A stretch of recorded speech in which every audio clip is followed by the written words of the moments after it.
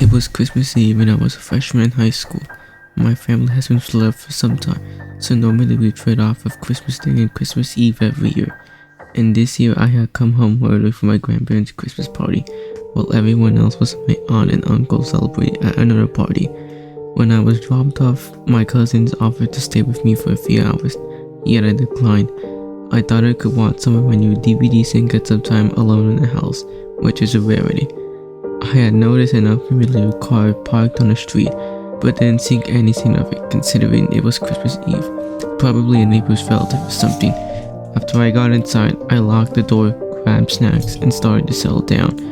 I hadn't been home for more than 15 minutes when there was a knock at the door. I unlocked the door and opened it only a crack to see a man standing there. Dark hair, glasses, slightly overweight, and dressed casually. He didn't look like much of a threat. When my stomach dropped, he asked, "I was wondering about the car outside. Is it for sale?" I told him I didn't think so. "Is there someone here I can talk to about it?" I said. "No, you can come back another time," and shut the door and turned the lock as fast as possible it could. He reached for the handle immediately and started pounding on the door. I heard a string of profanities and the pounding stopped. Terrified, I was crawling on the floor to the phone, hoping he wouldn't be able to see me through one of the windows. Then I heard the noises. Our house had an open garage door and it led to the laundry room, yet where the door lock was broken and no one had bothered to fix it. Just then I heard a man yell and I saw the man through the window run up to his car and drive off. My uncle had gotten him just in time to scare the man off. Who knows what would have happened if he hadn't made it home in time. Sadly, we didn't get the plate number and nothing ever came of it, but I'll never be able home alone on a holiday again.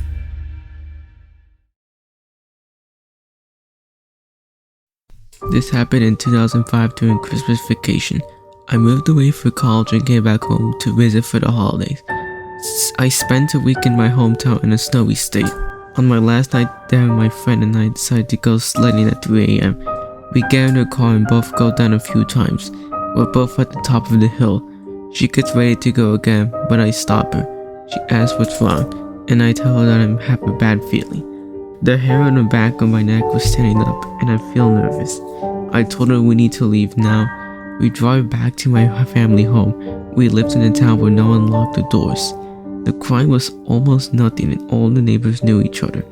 When we got back, something told me to lock all the doors. Then I checked the windows and several were unlocked. My flight was only 4 hours away to go back to campus. I slept for maybe 2. I wanted to see the snow and smell the fresh air, so I stepped outside. I looked at a huge pine tree we had on the front side of our yard. I always thought the way snow laid on the branches looked so beautiful, and something caught my eye. What should have been pure fresh snow was littered in huge man-sized footprints. They wrapped around the tree and went towards the backyard. I was thinking maybe my uncle had been out there smoking or something, just thinking of anything to rationalize why those prints were there. The same feeling came back to me when we were sledding, the anxious and paranoid feeling in the pit of my stomach.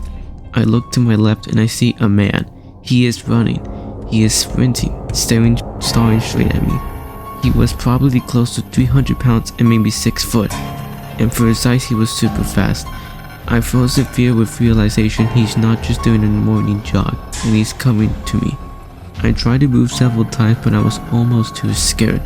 With everything in me, I opened my front door, slammed it shut, and locked it. I run through the window and look onto my porch and see the man standing there. He had his hand on my door. He turns his head and I follow his gaze to a man in a white van. The guy in the van throws up his hands in a gesture to say, "Well." The runner just threw up his hand and shook his head. The runner walks to the van, gets in, and they drive away. My heart's still pounding. I wake up my friend, make her walk around the house with me. There we find footprints went to every door and window around my house. She too tried to rationalize it, but to me, I know if he had reached me, I wouldn't be writing this post. The malicious look on his face as he ran to me told everything.